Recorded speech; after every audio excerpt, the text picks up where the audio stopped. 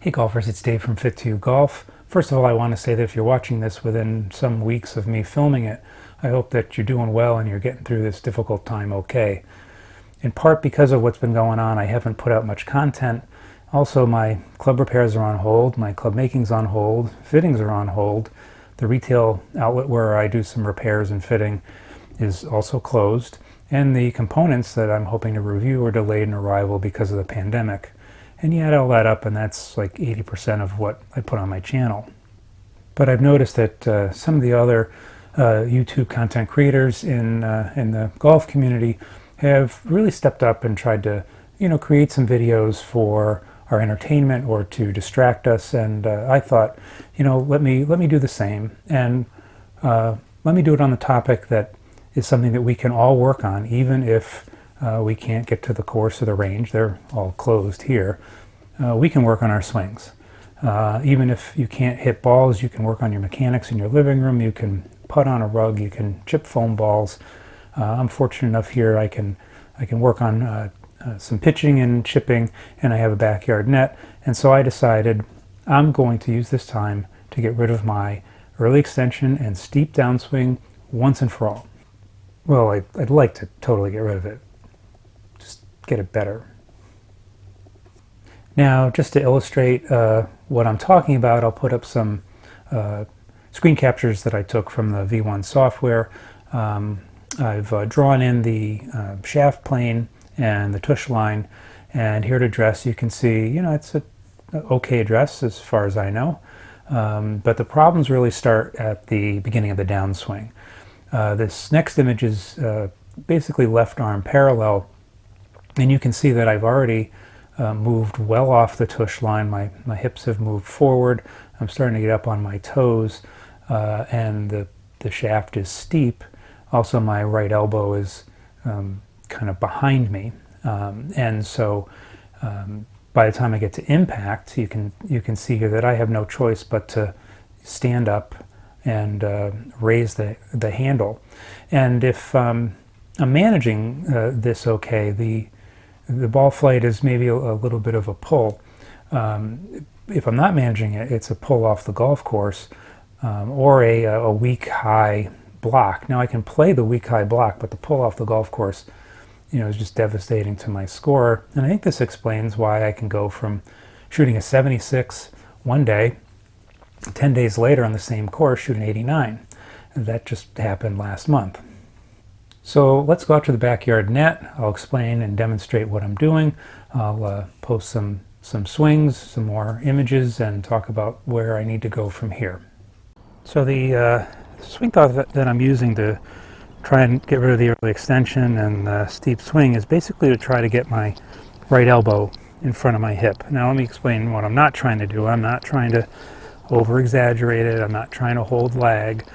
It's just a swing thought that helps me to organize what I need to do and set up and take away and backswing and downswing to allow this movement to happen. So the first thing is in my setup. I tend to have a very centered setup, and I've added a little bit of secondary spine tilt, which allows me to do a couple of things. One is turn around my hip, which I'll get to in a second, but the other is that it creates some room for my right arm.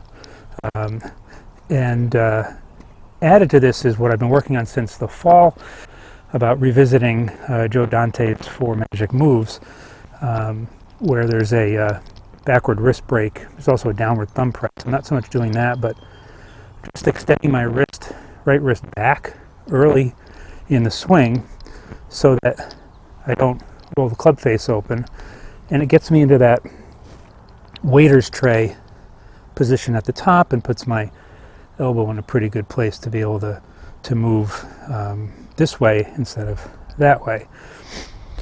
And then the final thing that I've been doing, which I walk around the house doing, don't need a club to do it, is trying to get my hips to turn this way.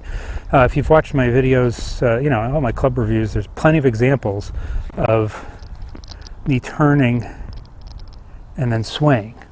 So I really need to feel like I'm exaggerating this turn into that, turn that right hip back And then from there, I have room, right? Before, my old swing, if I was here, this would be my move, right? To try and get the club on path from this kind of scrunched up place, whereas if I'm here, I can just turn. And again, I'm not trying to exaggerate that. I'm just trying to allow the elbow to move, kind of chase the belly button, as Lonnie Scheinblum says. So let me, I'll take a couple swings, do some from down the line here and switch the camera around, and then we'll go inside and analyze them.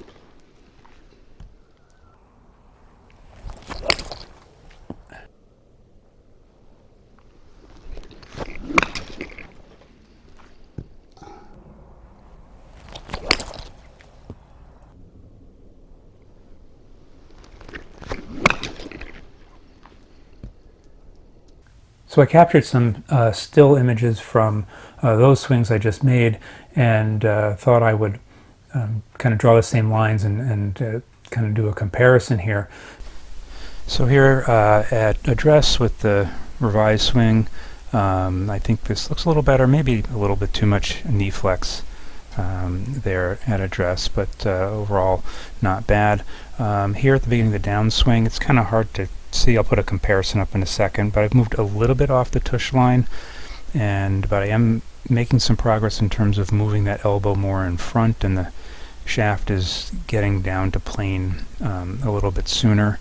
And if you look at the comparison here coming up, you can see that it looks pretty good in terms of not as over the plane here.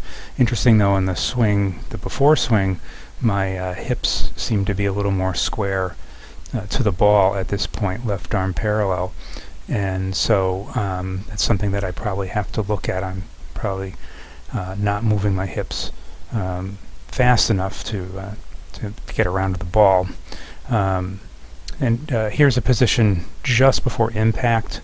You can see that I am up on my toes a little bit and have moved forward towards the ball, but that handle is not overly high, and in comparison to the old swing, you can see that it's a little bit lower. Again, I think some of this is because this is just a frame or so. I'm filming it slow, frames per second here, so it didn't catch it right at impact, but I think they would be turned a little bit more square if I had another frame there. And I did take a face-on view, drew the lines where my hips were down to my feet at address, and just to show that I am moving my hips towards the target, but I think I can do a little bit better there. And you can also see, even though there's the distortion from the camera, that there's a little bit of still a little bit of a flip there. Now that's really evident in the data I'm going to put up now. Well, I'm happy with the my swing speed and carry and smash factor and spin. The launch angle is high. In fact, I was averaging between 21 degrees and 24, and really I'd like to see it more around 18, maybe 19 with a 7-iron for my swing speed. So I think that that flip and that hip movement is what's leading to that higher launch angle. And so when I look at this image, I see the things that I still need to work on in terms of getting those hands and hips more forward for better strike. So obviously I have more work to do, but post your comments below. Let me know if you have a keen eye and you have some suggestions for me or some resources I can look at. Be happy to do it. Hope you enjoyed this. I'll try to do an update maybe in another week or 10 days or so, and hopefully there'll be some noticeable progress by then. So in the meantime, stay well and stay positive.